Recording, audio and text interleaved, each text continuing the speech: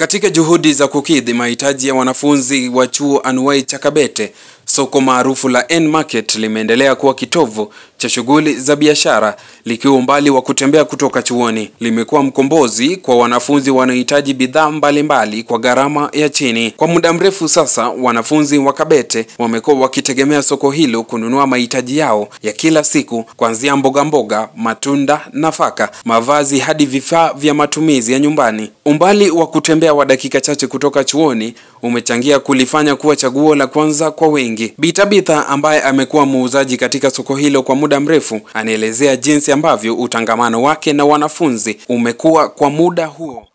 Mimi naitwa Tabitha Jabi, nafanyaga biashara hapa N-Market. Biashara N-Market iko sawa, lakini saa ingine huwa tuna defend na wanafunzi, lakini wanafunzi saa ingine wanakuwa subua. Unawauzia unakuta wametoa pesa hata kwa M-Pesa. Lakini wamekuwa wazuri juu saa ingine ndio tunategemea sana. Ni wazuri, tunapelekana na wao vizuri.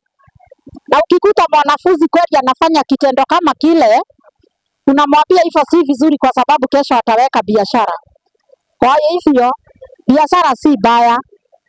Kitu naweza waambia wanafunzi, msikue na tabia ya kurudisha pesa, mkitumia wamama kama nyinyi, kama mama zenu, kwa sababu wamama ni wale tu wa mama zenu. Lakini wanafunzi ni wazuri, ni watu tunaendeleshana vizuri na wao.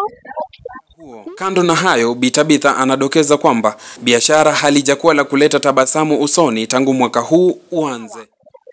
Na biashara N-Market haiendi vizuri vile kwa huu mwaka, lakini imekuwa sawa. Kutoka tuingie kwa hii uchaguzi ya President Ruto, maisha imekuwa gumu sana. So biashara imekuwa kiasi chini sana. Akisomea stashahada ya uanahabari, alisifia soko hilo kwa huduma anazopata. Mimi naitwa Irene, mimi nakaa huku N. I'm a student in Kabete taking broadcast media journalism. Yeah, so hii soko ya N kwa hapa manzi imetokolea big time to iko around na manyumba pia, so getting something is very easy. Na pia time uko broke hivi make mabeshte hivi, so unakaa unabanza na wao and then unakutobokea tu form. So this market has really been of great help ikiwa hapa around na shule. Yeah, other things imeleta some facilities around, so kuna hosi, supermarket, so you don't have to travel kwenda mbali ndio upate to access some facilities. So it may help sana. Fruits ziko around, you don't have to travel all the way to Kawangware ama Kangemi kupata hizo vitu. Ziko around, clothing, shoes, like hizo imekuwa just of great help. Yeah, the disturbance kidogo ni ya noise. There's a development of clubs and all that. So yeah, hiyo inaweza kuwa distraction usiku pale kidogo msiame relax, doba iko high. Yeah, but it has really helped us as students kukaa huko around. Yeah. Zaidi ya ununuzi wa bidhaa, soko hilo limeibuka kuwa sehemu ya kujenga uhusiano wa kijamii kati ya wanafunzi na jamii ya eneo hilo. Biashara ndogo zimechangia pakubwa katika kukuza uchumi wa wenyeji na pia kusaidia wanafunzi wanaofanya biashara ndogo kwa muda. Hata hivyo, changamoto bado zipo. Ukosefu wa miundombinu bora kama mifereji ya maji na usafi wa mazingira huathiri shughuli sokoni, hasa nyakati za mvua gharika.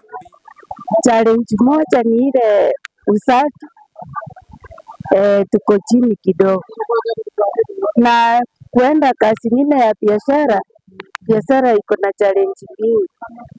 Kama saa hii tuko chini kabisa, biashara itembei, tukileta vitu asiendi.